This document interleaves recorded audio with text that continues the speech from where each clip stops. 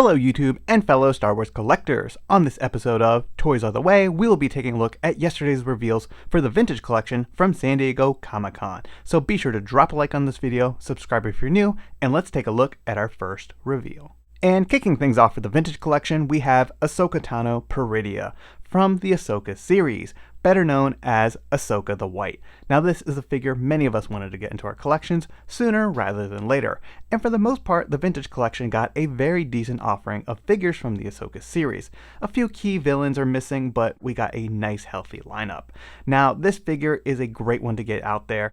For the most part there's a lot of new tooling here. You can see she has newer lower legs, new forearms, she has a new updated head sculpt with the longer lekkus, a new upper body, torso, and yeah, she looks fantastic. The only reuse of tooling here I can see is the pants and her arms, which unfortunately isn't entirely accurate, as you can see those tiny triangles and that wrapping, which, the other scale got a more accurate version, but for the most part, I think this looks fantastic, and it'll definitely check this box off. So really cool stuff. Hopefully we see another version with the white cloak. That would be great, as well as, maybe Ezra from Peridia, but very happy to have this one added to the line. Moving right along, we have another character from the Ahsoka series, and it is Grand Admiral Thrawn in his live-action appearance. A figure that I was very excited for, but I'm a bit let down with this release. So Hasbro did a phenomenal job doing a wonderful Lars Nicholson portrait, giving us updated paint apps to, resemble more what we saw on screen, but they simply put a new head on the existing Imperial officer sculpt, which is a great figure, but it is not accurate to this character. He should be much taller. I would have liked to see, different sculpting to, match his body stature that we saw in the show, and just a little bit more effort. This is going to be the main villain in the Mandoverse moving forward, and I just, wanted to see a better figure for him. The other scale got a more accurate version, so I of course want to see the same treatment in the Vintage Collection, especially for a character like Grand Admiral Thrawn, who has such a cult following and deserves a proper figure in the Vintage Collection. But be sure to let me know your thoughts about this one in the comments down below. Next up, we have one of the most exciting reveals for the Vintage Collection in quite some time, in my opinion, and it is the Blurrg and Mandalorian from Arvala 7. At last, we're finally getting the Blurrg. This is such a long overdue creature in the Vintage Collection, and I'm so happy to finally see it. Looks absolutely phenomenal. We're going to get Mando on this very classic card back, so that's great to see. He's going to have updated hips, which is wonderful, and it looks like he's coming with that different cape that we're seeing with the Mandalorian coming with the Armored Commando jetpack, so that's pretty cool to see as well. He's going to have that new silver pauldron that he's supposed to have when he upgraded it to Beskar, so that's fantastic as well. And yeah, overall that figure looks fantastic.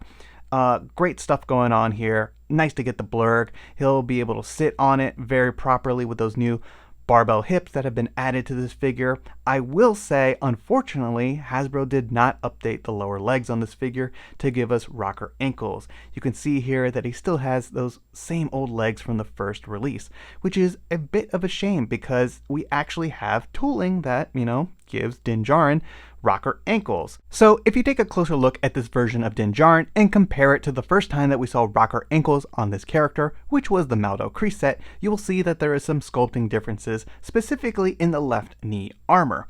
Then the tooling is updated towards the bottom of it to give it the rocker ankle. Now the thing is, you can easily use these legs on that first version of Din.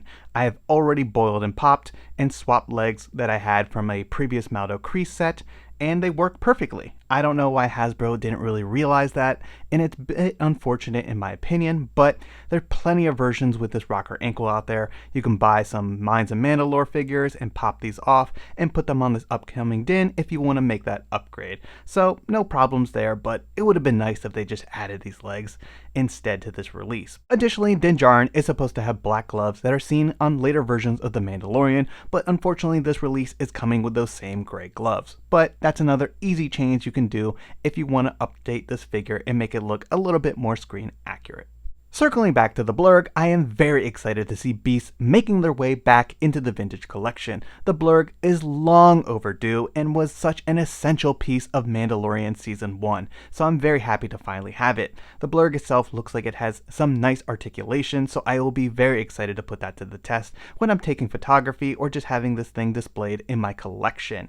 I like that the saddle and reins look like they are absolutely removable, so you can recreate a number of different scenes with the Blurrg. They originally attacked Din, and they were kind of like just wild and stuff like that before Quill kind of tamed them. So that's cool that you have some flexibility here in terms of your display, and even if you want to customize some of these or something like that. The saddle looks great. I think it doesn't have a ton of paint applications on it, but I might weather it, who knows. For the most part, I think it looks like it's going to do a great job. It looks like Din can sit in it. It looks like the reins are, very flexible plastic, so you won't have any problems, having the figure hold on to them or anything like that. And yeah, for the most part, everything here is just working for me. It looks wonderful. It's such an essential piece of world building, and I'm also very happy that the Blurrg actually fits in the Razor Crest, which is something they showed off during San Diego Comic-Con during some of the panels. So that is also very exciting news, because this thing is going to be an essential piece to being displayed next to our Razor Crest, and for people who want to do action figure photography. Moving on, we have another character, this time from Season 2 of The Mandalorian, and it is Cobb Vanth in Mandalorian armor. A long overdue and highly requested character in the vintage collection. I am definitely very happy to finally see this character checked off the list and added to the line.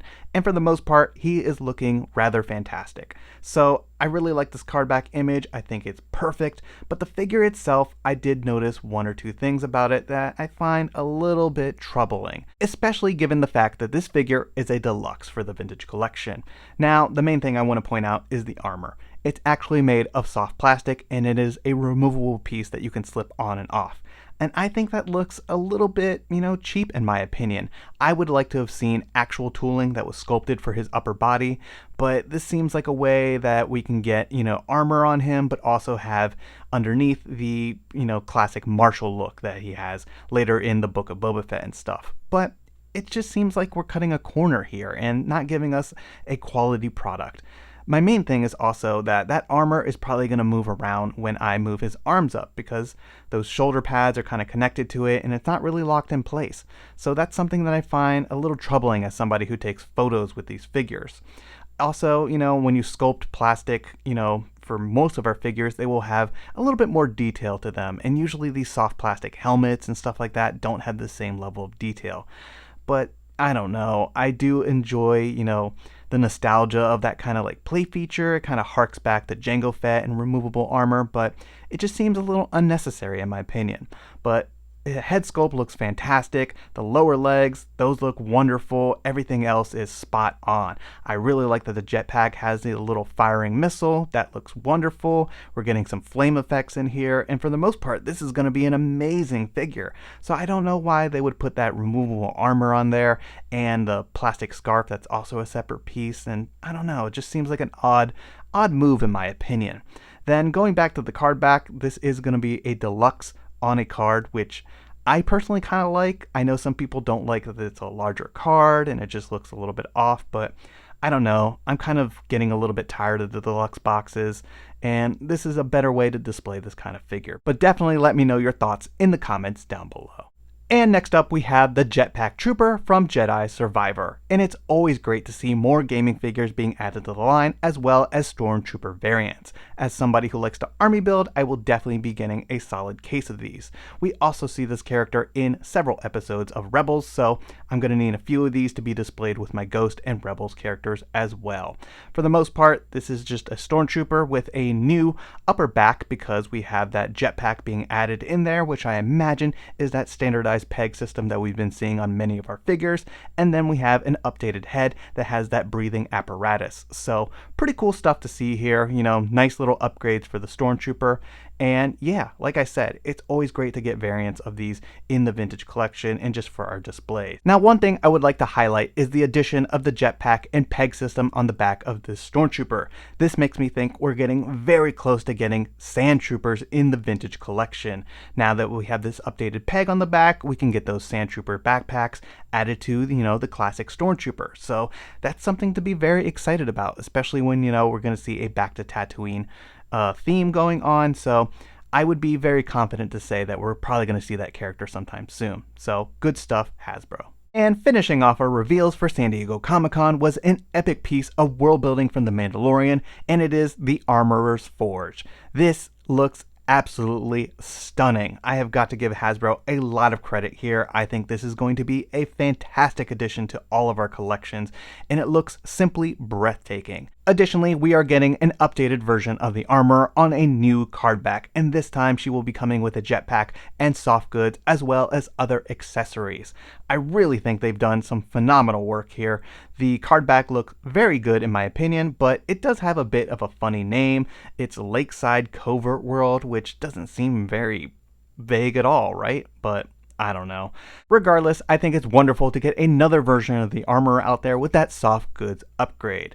Additionally, we're getting a number of different accessories included with this set, such as her workstation locker, which has a bunch of different tools in there, and it just looks wonderful. It also comes with 3 other Mandalorian helmets that she's kind of constructed for different members of the covert, which is a pretty cool inclusion in my opinion, because you can kind of take those and swap them onto existing figures and kind of kit bash your own covert members. So that's pretty cool to see. We're also getting another version of Grogu because we need so many versions of Grogu, but this one I'm actually kind of happy about because he's got that new piece of armor on his chest, so a nice little upgrade there. We're also getting different tools that she uses for blacksmithing and just like pounding out Beskar just to like shape it. So lots of cool stuff going on here.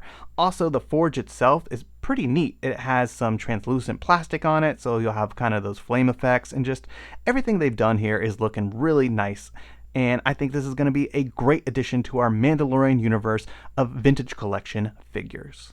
And lastly, we had some pipeline reveals for the vintage collection to finish off San Diego Comic-Con, and I thought they were rather exciting. We are getting Jedi Master Endara and Yord Fonder, both from the Acolyte, Dedra Miro from Andor, Obi-Wan Kenobi, Jedi Legend from the Kenobi series, a Phase 1 Clone Trooper Lieutenant as they call it, but really it's a 501st Phase 1 Clone Trooper from the Ahsoka series flashback, the Mandalorian Super Commando Maul Armor, also from the Ahsoka series flashback, and lastly, Baylan Skoll in Shin Hati. Finally, long overdue in the vintage collection and highly requested. I am definitely very excited for both of those. But let me know your thoughts about everything we saw in the comments down below. And don't forget to drop a like on this video and subscribe if you're new to the channel. It really helps and is always greatly appreciated. Thanks everyone, and may the Force be with you.